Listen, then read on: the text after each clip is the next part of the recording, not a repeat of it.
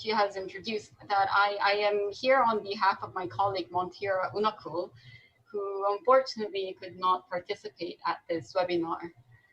So I would like to first start with a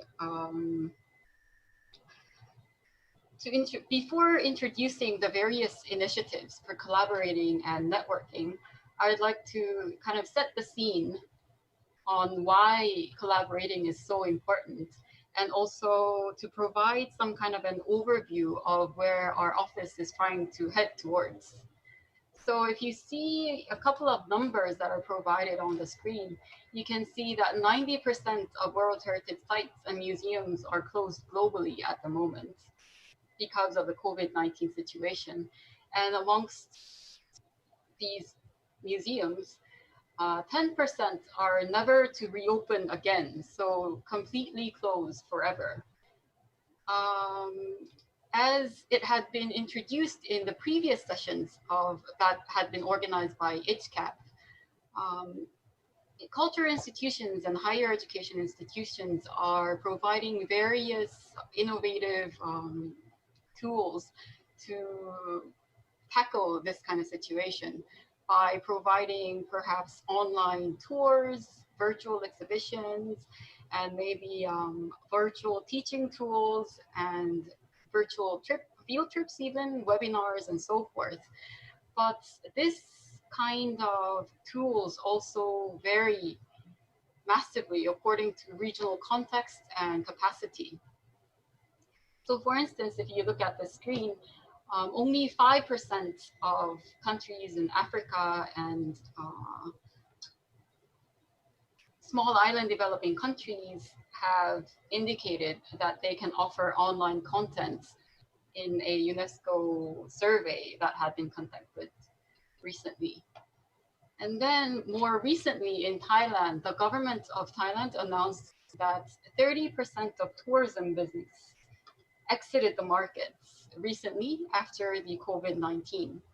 So all of these are leading to a fundamental change on how we approach cultural heritage and how we devise policies regarding cultural heritage, and how we plan business regarding cultural heritage.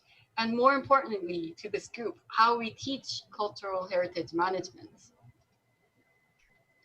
So in this regard, I wanted to think a little bit on the sustainable development and culture heritage management as well. So as many of you would be aware, there could be three aspects to sustainable development that is in relation to conserving heritage. One would be the smallest part, which is sustaining the heritage resources themselves. For this, like if it's regard to ICH, it would be the safeguarding of the ICH domains. Then there is the aspect of heritage resources as a driver for sustainable development within the culture sector. So for instance, using the ICH to make crafts or doing tourism or any kind of other opportunities that are made through safeguarding ICH. Then there is heritage as an enabler for broader sustainable development across all sectors, including economic, social, and environmental branch. So this would be what Professor Mapara just mentioned of using traditional practice in medicine to contribute to public health, or what Professor Gwari Glio mentioned in how ICH could contribute to social inclusion. So on the basis of all of this situation and where we are trying to head towards through the higher education in cultural heritage management, UNESCO Bangkok have been developing a competence framework for cultural heritage management. This initiative started in 2018, and in a couple of months, I'm happy to share that we'll be launching an official e-publication that would be shared through UNESCO Bangkok websites. It had been a 2-year process between heritage-related organizations such as IUCN, ICROM, ICOMOS, and representatives from World Heritage Site managers and professors and practitioners in heritage who got together and tried to develop this set of skills and knowledge that are needed to sustainably manage cultural heritage. So here we divide the competencies into 4 groups. First of which is core competencies that are directly related to managing heritage. Then it comes the managerial competencies, which is more in relation to how you manage an organization or how you manage a institution, just in more of the managerial competencies like the financial management, information management, administration, or communication with the community. And then there's the personal competencies, which are more in relation to personal hygiene, which is becoming more and more important at the current situation, and perhaps keeping time or things like that. And then there is the specialized technical competencies, which we identified as an example, as a sample list of disciplines that may be required in managing heritage on top of what is identified in core managerial and personal competencies. For instance, if you're an anthropologist that's working on a heritage management plan, then what are the skills and knowledge that you need to have on top of being a specialist in anthropologists? So those are what's listed in the specialized technical competencies. So then a set of a competent individual would have core managerial personal competencies, then plus a selected number of specialized technical competencies in order to very sustainably and comprehensively manage cultural heritage.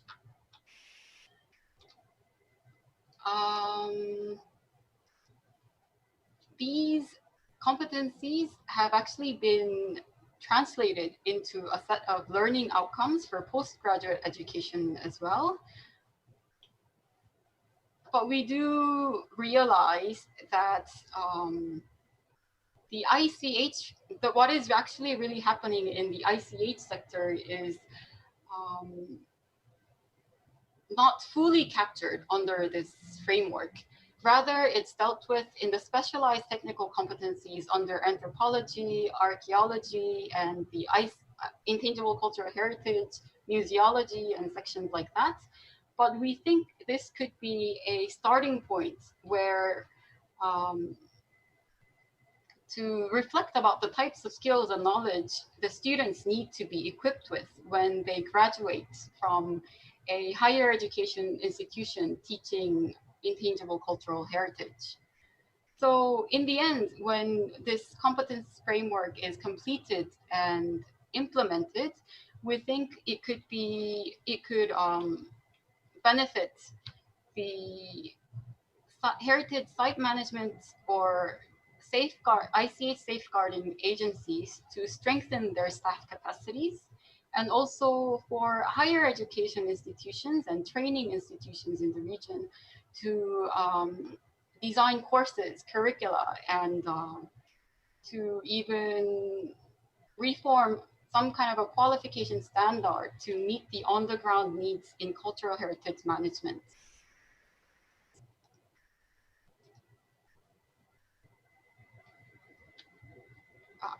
Sorry, I missed one part. So as you can see, there are so many things that we think a cultural heritage manager should be equipped of.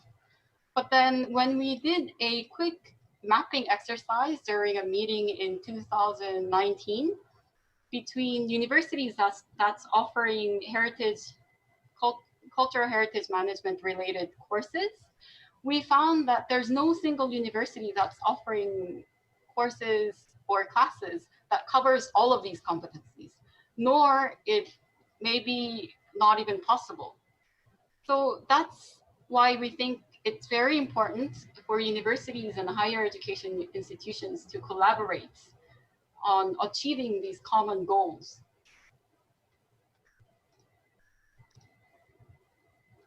So I would like to introduce a couple of initiatives that are that have to be agreed directly with UNESCO, which are the two top ones that's listed here on the screen. The first one is UNESCO Chair Program, which is more of a bilateral agreement between one university and UNESCO. And the next one is the Unitwin Program, which is a agreement between 3 to 10 universities as a group to work on a certain topic and doing an agreement with UNESCO. So these two are not restricted to our region in the Asia Pacific, but it's more of a general program that UNESCO is offering to encourage collaboration between higher education universities. And below the Asian Academy for Heritage Management and APANIC is a independent heritage management related network in the Asia Pacific that is run by a separate bureau or a committee. Then since this course is a APANIC initiative also, I would like to provide a little bit more detailed information about APANIC. So it's Asia Pacific Higher Education Network for Safeguarding of Intangible Cultural Heritage. It was established in 2018 and currently with 19 members of universities in the Asia Pacific region. The network aims to foster and strengthen capacity for safeguarding of ICH in the Asia Pacific through collaborative programs and activities. The current secretariat is located in South Korea National University of Cultural Heritage. So if you would like to join the network, you would have to email this university. And I'm sure Goram can share with you the email address of the secretariat. So the establishment of this network was based on a survey on tertiary education institutions for Intangible Cultural Heritage Network in the Asia Pacific region.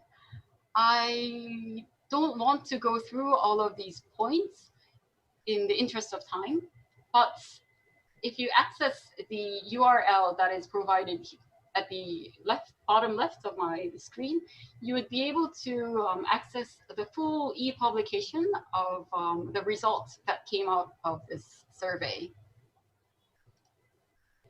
So the field of cooperation for APANIC is teaching and learning, research on safeguarding, and services to communities and society. Here are a few of recent activities that have been conducted by APANIC, which includes the first general meeting in July 2018, the capacity building workshop in July 2019, and just a month after, in August 2019, APANIC organized a field school for young researchers for 8 days. And of course, this whole webinar series is also part of the APANIC program. Then together with the APANIC, there's another network in the Asia Pacific that had been running for the last 20 years, actually. So it's kind of like a sister network. But unfortunately, although there are overlapping members between APANIC and Asian Academy, and that APANIC focuses more on the ICH aspect of higher education, this network is a network of institutions throughout the Asia Pacific region that offers professional training in the general cultural heritage management. So it was established in 2001, and currently there are more than 62 core members, which are the institutional members in the network. And the current secretariat is located in Nanjing, China, and is called Southeast University. These On the left side are the objectives of the network, and I would just like to quickly go through the activities that had been conducted. So what I have put in bold are what has actually been conducted, and the others still in bullet points are what was intended to be conducted, but then it wasn't actually um, made possible. So there was a postgraduate training through on-site field schools, a certifying in-field practitioners through the Cultural Heritage Specialized Guide Program, a research conference, awards program for outstanding student work, and online database for heritage management experts had been established before. But there, as you can see a lot of dream activities that had not been um, actualized yet. For instance, executive development for decision makers, which I guess overlaps with Professor Guare Glio's future activities as well. And like training of trainer programs and student internship programs, all of these activities were really planned to be implemented through the network. But we did see quite a lot of difficulties in collaborating together without a concrete framework to work towards to. So that was one of the bases of why the competence framework was developed. So we have a few upcoming activities, and these are very concrete and will happen for sure. So ICROM, Asian Academy, Appanage, and a Think City, which is a community-based urban regeneration organization in Malaysia. We are developing a series of webinars together based on the core competencies from the framework. And it would be run through November this year to April next year. And it targets heritage practitioners, including World Heritage Site Management officers, local stewards of heritage, heritage educators, and trainers. And in 2021, we are going to implement the competency framework at World Heritage Sites in the Southeast Asia region. And AAHM actually had a executive committee meeting earlier this year, and they have agreed to a few field schools and conferences organized together within the network.